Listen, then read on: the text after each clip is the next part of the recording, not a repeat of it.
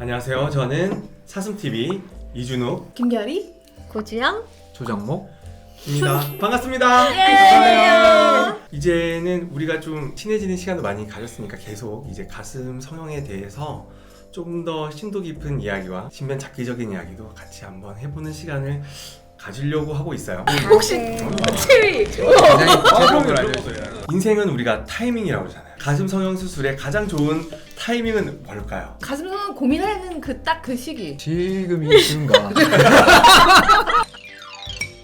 상담할 때 이제 상담하러 오시는 분들 말씀을 잘 들어보면 이미 그런 시간을 결정을 하시고 오시는 분들이 대부분이라고 생각을 해요. 타이밍이라는 게 그 결과에 큰 영향을 미치지 않을까요? 저는 출산 전에 오시는 분들한테는 설명을 해줘요. 만약에 출산을 하신 이후로 미루게 되면 의학적으로는 출산 후 6개월이면 충분히 수술이 가능하지만 그건 의학적인 거고, 애 아빠로서 옆에서 보니까 한 5년 동안은 수술에 대한 계획을 아예 세울 수가 없다. 저 같은 경우에는 환자분들한테 모유수유가 끝난 후에는 언제든지 할 수 있다라고 말씀을 드려요. 그렇긴 하지만은 만약에 이제 그게 애매모호하다, 언젠가 결혼을 할 것 같고 언젠가 출산을 할 것 같고 이렇게 애매한 상태라고 하시면은 지금 고민되는 순간 지금부터 예쁘게 지내시는 게 훨씬 낫지 않겠느냐. 제일 예쁘고 제일 젊은 날은 바로 오늘이다. 저는 사실 가능하면 저는 출산 전을 추천드립니다. 그만이 사용할 수 있잖아요. 요즘에는 그런 사장님들이 되게 사장님들. 사장님 나왔다. 사장님이 적응을 해야 무슨 돼요. 의미인지는 여기 링크를 눌러서 협조적인 분들이 심지어 상담을 같이 오세요. 그래서 항상 여쭤봐요. 한 3개월 정도는 사장님이 특히나 애기 잘 때 케어를 좀 잘 해줘야 되는데 괜찮겠냐. 이제 모유 수유가 끝난 이유는 저 같은 경우도 이제 언제든지 가능하다고 말씀을 드리고 있고, 이 말씀을 제가 주제를 삼은 이유가 그런 카페에 정확하지 않은 내용들이 너무 많이 떠들고 있어가지고 여기에 대해서 확실히 짚어줬으면 좋겠다. 이미 자녀분이 있으신 분이 수술 계획을 잡는다면 제가 이제 체크리스트를 2가지를 드릴 수가 있는데, 첫 번째는 아기하고 같은 방에서 자고 있으신 분들은 수술 좀 미루셔야 돼요. 왜냐하면 새벽에 깰 수도 있고 아침에 엄마를 너무 사랑해서 와락 뛰어드는 경우가 있기 때문에. 두 번째는 이게 수술을 계획하실 정도가 되면 애가 걸어다니고 활동적으로 움직일 수 있고 대화가 되는 나이일 때 이제 수술을 계획하시게 되는데, 꼭 이제 애한테 엄마가 지금 한 달 동안 뭔가 치료를 받아야 되기 때문에 너를 안아줄 수가 없어. 왜냐면 이게 사람 몸이 수술을 하고 나서 누군 갑자기 와락 달리면 이렇게 방어적으로 되는데, 애기 입장에서는 영문도 모르는데 상처를 받을 수가 있기 때문에. 알기의 마음까지. 그렇죠. 그래서 그거 2가지를 얘기를 해서 그게 가능하다.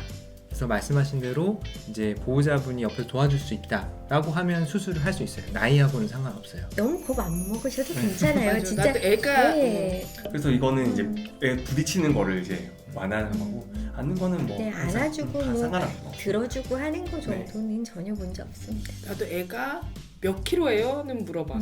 애가 있다고 하면 나는 애가 와서 부딪히는 걸 항상 조심하라고. 그럴 일이 많아요? 저희 애가 없어가지고. 저희 집에는 별나서 미안해. 아빠가 너를 잠시. 아 근데 궁금한 게 큰애랑 잠자리 이런 거는 언제부터 해야 돼요? 내가 얘기한 큰애는 집안에 제일 큰애! 여기 큰애 계시잖아요. 제일 큰애. 저는 항상 조심하라고 이야기를 하면 시간과 노력과 비용 모든 힘든 거를 다 들였는데 이거를 아끼려고 생각을 해야지. 과격하게 하려고 그러면 되게 위험할 수 있다. 아 그래? 그러면은 과격한 성관계를 하지 말라고 이렇게? 수술 당한 게 저는 이런 거 다 말씀드려요. 그래서 이제 우리가 크리티컬하게 좀 안전하게 생각해야 되는 3개월 정도는 정말 아껴야 된다. 아 진짜. 저는 이제 저희가 하면 되는 거 안 되는 거 혹시 체위 굉장히 제목을 알려주세요. 이런 거 얘기해주고 뭐 하다못해 우리가 뭐 마사지를 받아야 되는 일 있고 할 때 이제 엎드릴 때 뭐 어떤 점을 주의해야 되는지, 가슴을 어떻게 보호해야 되는지, 그리고 만약에 그런 자세가 필요하다고 하면은 이제 보정 속옷이나 이런 것들의 착용 여부라든가, 그리고 이제 어떤 정도로 흔들리면 안 된다라든지 그런 것까지 저는 그냥 편안하게 얘기해드리고 있어요. 굉장히 이제 중요한 부분이고. 저는 사실 초반기에 1주면은 가능합니다라고 얘기했는데, 제가 한번 미국에 있을 때 2주 만에 헤마토마로 오신 아 그분을 보면서 2주는 기다려야겠다. 그래서 2주로 말씀. 그리고 예전 보형물들 같은 경우에는 또 텍스처 보형물이 많다 보니까 아무래도 이제 텍스처 보형물들이 가진 장점도 있지만 너무 이제 가슴을 과격하게 주무른다든지 했을 경우에 진짜 로테이션도 없게 좀 생기는 경우도 있을 수 있었고. 근데 대부분 보면은 뭐라 그러냐면 남편이 무서워서 못 만져요 이래. 그러니까요. 그래요. 대부분의 그래요. 경우는. 그렇겠죠. 아무래도 외력이 많이 가해지면은 염증기가 길어지니까 이제 피막 자체도 좀 두껍게 생길 수 있고. 남편들은 조심해요. 왜냐면 아니까 본인이. 그런데 이제 수술을 한 줄 모르는 남자친구인 경우에는 모르니까.